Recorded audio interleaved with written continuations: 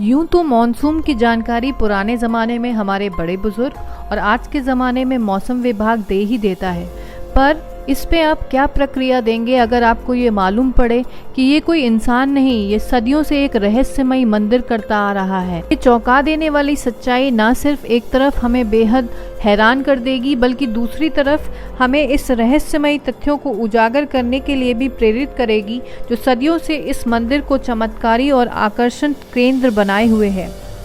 यूं तो मंदिर तक पहुंच पाने के लिए हमने कई लोगों का सहारा लिया, पर जितने भी लोगों से हमने रास्ते में मंदिर के लिए पूछा, उनमें से हर एक व्यक्ति ने इस मंदिर को झट से पहचान लिया और हमें मंदिर तक पहुंचने में सहायता करी। तो यही बताता है इस मंदिर की महिमा किसी से अछूती नहीं रह गई। जगन्नाथ टेम्पल किधर की तरफ होगा? हाँ,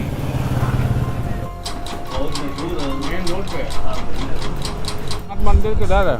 इधर है, इधर।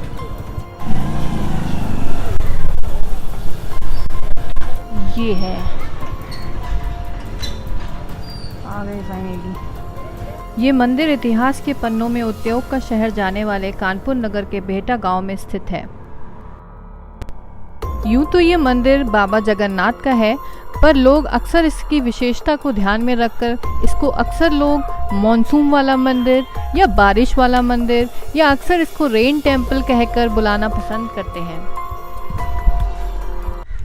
हे गाइस, स्वागत है आप सभी का अपने YouTube channel Shivani Dwivedi vlogs में। तो आज हम आए हैं इस आश्चर्य कर देने वाले मंदिर में, जिसका नाम है मानसून वाला मंदिर। ये रहा इसका बोर्ड और ये है हमारा बेहटा गांव में पड़ता है। तो देख लीजिए, ऐसा है कुछ इसका बोर्ड।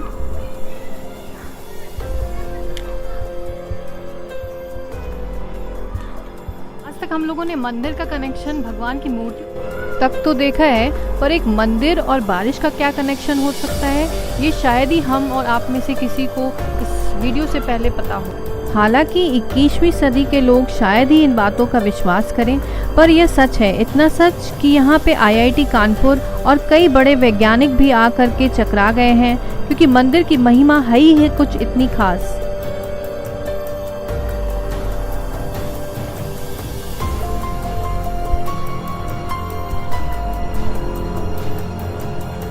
आखिरकार वो क्षण आ ही गया जब हम भगवान जगन्नाथ जी के दर्शन करने जा रहे हैं मंदिर के अंदर।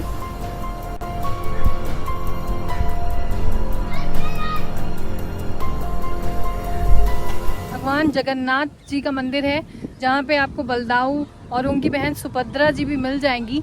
10-15 दिन इसको पहले से ही मॉनसून का खबर आपको दे देगी ये। और यहाँ के जितने भी फार्मर हैं वाले मिलेंगे, वो इसी से अनुमान लगाते हैं कि बारिश होने वाली है।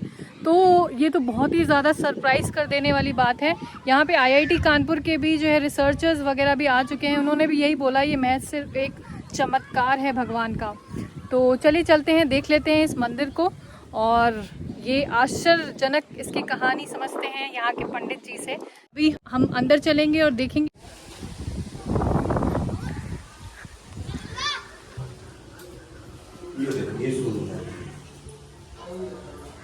ये कौन भगवान है? ये सूर्य भगवान। सूर्य भगवान की मूर्ति है।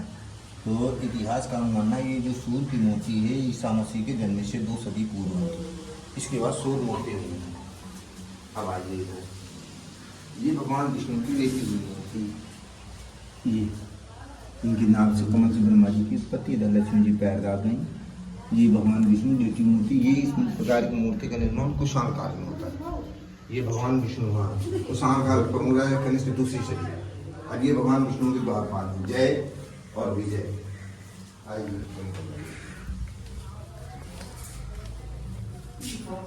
ये मंदिर की मोटाई 14 फीट मोटी दीवार। आइए,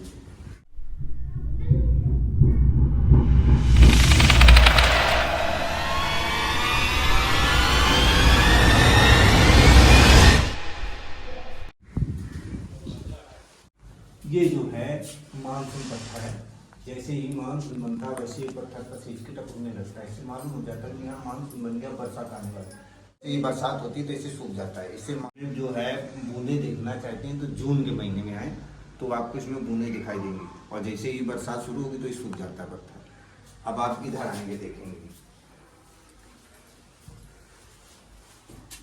अब सामने से देख रहे थे तो को आपको एक ही लाट महसूस हो रही थी कि उसी पत्थर में एक ही लाट में सब उकेरा गया है, लेकिन पीछे देखेंगे तो ये पार्ट अलग है, ये पार्ट अलग है, ये मूर्ति अलग है। इस मूर्ति के पीछे दो लकड़ियां लगी थी, एक लकड़ी लगी, एक लकड़ी इधर से पुरातत्व ने निकाल ली, उसकी उन्होंने कार्बन जांच कराई, तो कार्बन जांच से अनुमान लगाया कि ये कलाकृतियां खंड 4200 वर्ष पुरानी।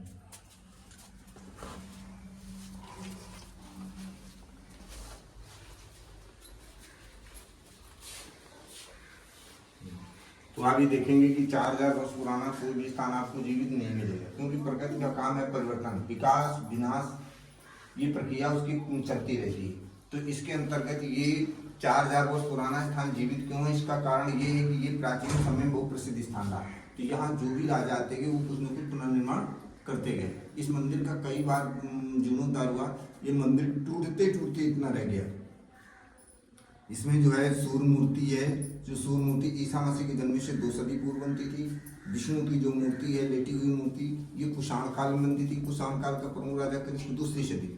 अब आप इधर देखेंगे ये जो आकृति है ये मौर्य वंश के जमाने के जो सिक्के मिलते उसमें आकृति मिलती, इसका मतलब मौर्य वंश में भी काम हुआ। अब आप इधर देखेंगे ये कलाकृतियाँ गुप्त काल से मेल खाती हैं। गुप्त काल में इसको सूर्य की मुख की आकृति मानते थे, इसको कलश मानते थे। यहाँ मुख से निकलती बेलपत्ती दिखाई गई। कलाकार ने कला के माध्यम से दर्शाने की कोशिश की कि सूर्य ही जीवन का आधार। अब आप एक बात को गौर करेंगे कि कुषाण वंश, मौर्य वंश, गुप्त वंश, ये सभी चक्रवर्ती राजा रहे। इन चक्रवर्ती राजाओं ने यहीं पे आके काम क्यों कराया, इससे ये प्रमाणित होता है कि नहीं प्राचीन समय में बहुत प्रसिद्ध स्थान रहा है। इससे जो भी राजा यहाँ आए वो यहाँ से प्रभावित होकर कुछ न कुछ निर्माण कार्य कराया। अब इधर देखेंगे इसमें भगवान विष्णु के पूरे अवतार अंकित है। ये नरनारायण अवतार, ये बराह अवतार, ये मत्स्य अवतार, ये बावन अवतार, ये रामचंद्र जी का अवतार, ये नारद मुनि का अवतार। इधर देखेंगे घोड़े में सवार कलयुग मोना कल्कि अवतार, इधर ये बलवान जी का अवतार, ये परशुराम जी का अवतार, ये नरसिंह अवतार। ये 2 लोग मथाने लिए खड़े समुद्र मंथन के टाइम भगवान विष्णु ने कच्छप रूप धारण किया, तो कच्छप अवतार। अब आप इधर देखेंगे ये जो सिरा है नीचे का, ये शिवर के टाइम जैसे शिव मूर्तियों पे अर्घा होता है, जल निकासी वाला भाग उत्तर दिशा को होता है। अब आप ऊपर देखेंगे मूर्ति के ऊपर ये ब्रह्मा जी की मूर्ति, ये विष्णु, नीचे का सिरा शिवर के टाइम महेश, ब्रह्मा विष्णु महेश। कहने का तात्पर्य सृजन पालन संहार ये तीनों अधिकार जब भगवान विष्णु को मिले तब ये जगत के नाथ जगन्नाथ कहलाए। पहले ये सतयुग में एक ही नाथ थे, वो जो शिव जी विश्वनाथ कहलाते थे। जब ये शिव प्रथम बार अखंड समाधि में गए तो इन्होंने अपना जो संहार पद है भगवान विष्णु को दिया, तो ये दूसरे नाथ उत्पन्न हुए, जगत के नाथ जगन्नाथ। इसीलिए कहा गया है कि विश्व के नाथ शिव जी और शिव जी के नाथ कौन, विष्णु। इसीलिए कहा गया है नाथों के नाथ जगन्नाथ। अब आप देखेंगे कि ये 12 खंबे हैं। तो आप जब राजा शिवी का, क्योंकि हर चीज नेट में हो गई है, नेट में अपने मोबाइल पे जब राजा शिवी का इतिहास पढ़ेंगे तो पता चलेगा कि ये 12 दुआरी राजा शिवी के जमाने में बनती थी। ये पहले ओपन होती थी, जैसे जैसे राजा आते गए इसको कवर कर दिया गया, ढक दिया गया। अब हम ध्यान देंगे कि राजा शिवी कौन हुई। राजा शिवी पूर्व वंश में दुष्यंत और शकुंतला से बहुत पहले हुए। दुष्यंत और शकुंतला के बहुत बाद महाभारत हुई। महाभारत हुई आज से 5000 से ज्यादा वर्ष हो गए। महाभारत के स्थान बहुत ही प्राचीन था। दूसरी बात देखेंगे कि ये जो आप आकृति देख रहे हैं इस आकृति को एक मंदिर नुमा बना करके उसके अंदर रखा गया, क्योंकि सिंह को बड़ा विशेष सजा करके रखा गया, इसलिए कोई विशेष चिन्ह रहा है। आप लोगों ने पढ़ा होगा कि सिंधु घाटी सभ्यता काल में लोग प्रतीक चिन्हों की पूजा करते थे। वहीं लिखा है कि सिंधु घाटी सभ्यता संसार की सबसे प्राचीनतम सभ्यता है। इससे साबित होता है कि स्थानीय बहुत ही प्राचीनतम। दूसरी बात और आप देखेंगे कि जो कि बहुत से विष्णु मंदिरों में आप गए होंगे और अभी जाएंगे, लेकिन आपको विष्णु चरणों में आपको ये मूर्ति बनी नहीं मिलेगी। जो इतिहास के विशेष जानकार हैं इस मूर्ति को देखते ही बता देंगे नहीं, मूर्ति बहुत ही प्राचीनतम और दुर्लभ मूर्ति है। इतिहासकार कुछ इसको भूदेवी, कुछ लोग इसको प्रकट देवी, कुछ लोग इसको लक्ष्मी देवी मानते हैं, कुछ लोगों का मानना है कि ये सर्प हैं, ये सर्प बने हैं, ये सर्प बने हैं, ये पशु हैं, ये पशु हैं, ये पशुपतिनाथ हैं और पशुपतिनाथ के ऊपर भगवान विष्णु विराजमान है। इस तरह की मूर्ति आपको कहीं देखने को नहीं मिली होगी और ना मिलेगी देखने की। ये बहुत दुर्लभ मूर्ति है। इतिहासकारों का मानना है कि ये मूर्ति हड़प्पा समकालीन मूर्ति है।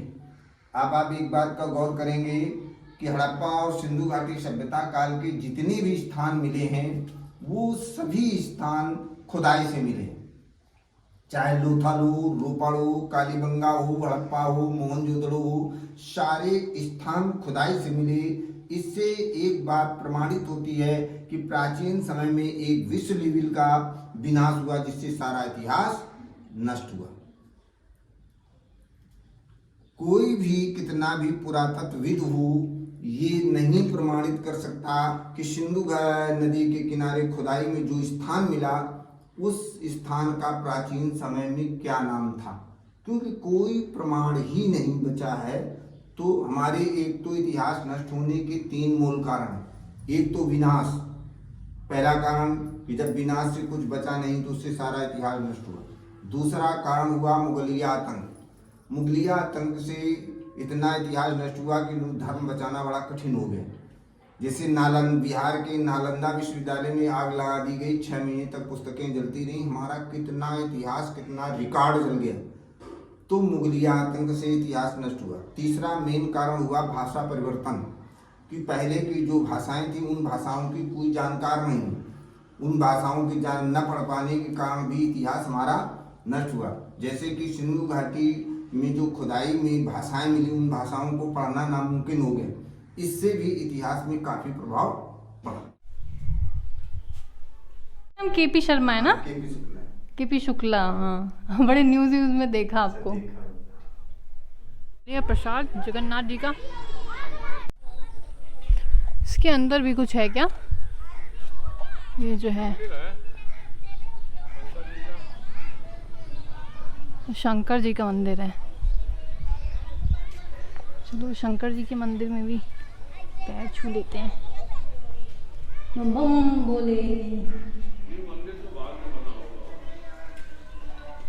पार्वती जी,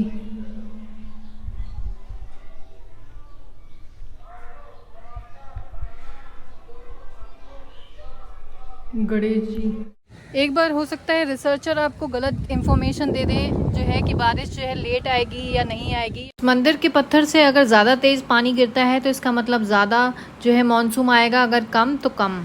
ये मंदिर 14 दिन पहले टपकना शुरू हो जाता है और अगर ये टपका तो ज़रूर से सटीक है कि यहाँ पे आपकी बारिश होगी ही होगी। तो यहाँ पे ये जो चक्र आप देख रहे हैं ऊपर की तरफ, ये यहाँ पे 10-50 जो गांव है वो ये मानते हैं कि इसी के होने से यहाँ पे कभी भी बिजली नहीं गिरी।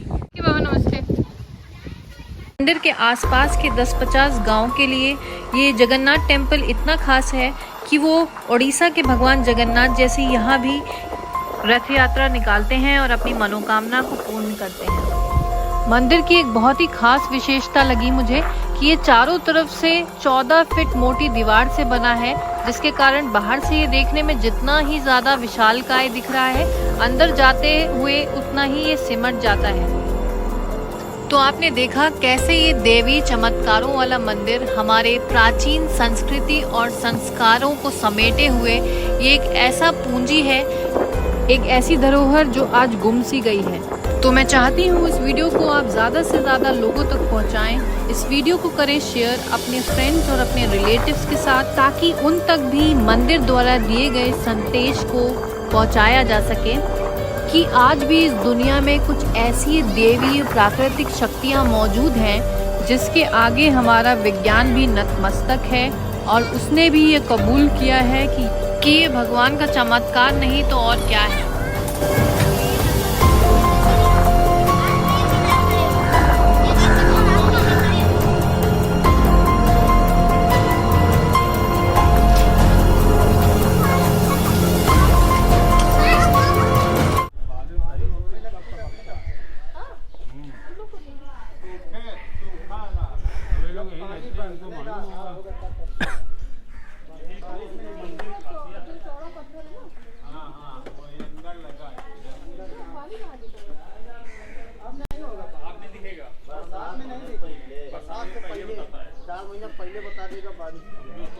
10 दिन पहले, कोई कहता 15 दिन।